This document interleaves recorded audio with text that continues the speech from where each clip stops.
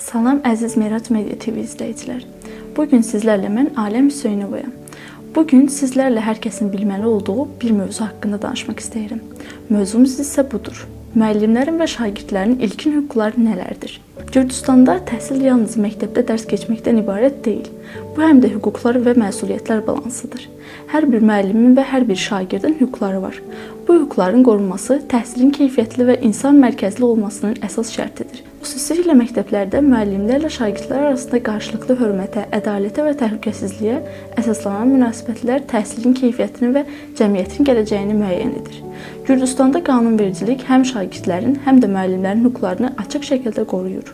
Hər bir şagirdin sağlam, təhlükəsiz və ayrıseçkilikdən uzaq bir mühitdə təhsil almaq hüququ var. Eyni zamanda müəllimlər də öz peşə fəaliyyətlərini azad və ləyaqətli şəkildə həyata keçirmək, inkişaf etmək və müstəqil qərarlar vermək imkanına malikdirlər. Gəlin əvvəlcə şagirdlərin hüquqlarından danışaq. Gürcüstanın ümumi təhsil haqqında qanunu hər bir uşağa keyfiyyətli, əlçatan və bərabər əsaslarla təhsil alma hüququ verir. Şagirdin əsas hüquqları bunlardır. Təhsil hüququ. Bizə məlumdur ki, hər bir uşağın pulsuz və keyfiyyətli ümumi təhsil almaq hüququ vardır. İkincisi isə budur, fiziki və psixoloji təhlükəsizlik hüququ. Şagirdlər təhsil müəssisəsində zorakılıq, təhqir və ya təzyiqə məruz qalmadan təhsil almaq hüququna malikdirlər. Bir digəri isə budur, fikrini sərbəst ifadə etmək hüququ.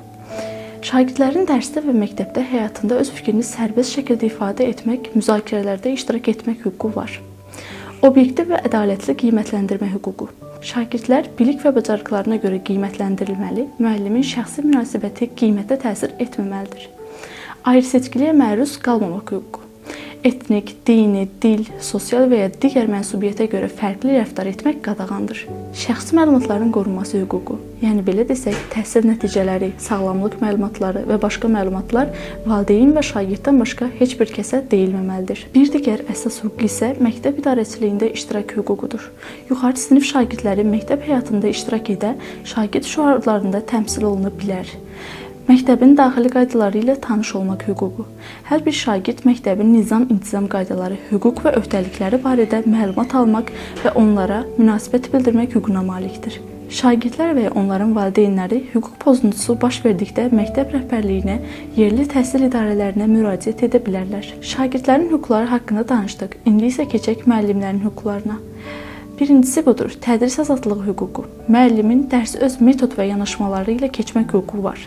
İkincisi, hörmət və insan ləyaqətinin qorunması hüququ. Müəllim, valideyn, şagird və rəhbərlik tərəfindən hörmətlə rəftar olunmasını tələb etmək hüququna malikdir. Təhqir, psixoloji və ya fiziki zorakılıq halları yol verilməzdir və bu cür davranışlar hüquqi məsuliyyət doğura bilər. Təhlükəsiz və sağlam iş mühiti hüququ. Müəllimlərin fiziki və emosional təhlükəsizliyi təmin olunmalıdır. Müəllimin əmək müqaviləsi üzrə ədalətli əmək haqqı almaq, istirahət və məzuniyyət hüquqları vardır. Qanunsuz olaraq işdən çıxarılmaq və ya əmək şəraitinin pisləşdirilməsi yol verilməzdir. Peşəkar inkişaf və təlim hüququ. Dövlət müəllimlərə davamlı təlimlərdə və ixtisas artırma proqramlarında iştirak etmək imkanı yaratmalıdır. Bu hüquq müəllimin peşəkar bilikləri yeniləmək və şagirdlərə daha yüksək keyfiyyətli təhsil vermək məqsədi daşıyır.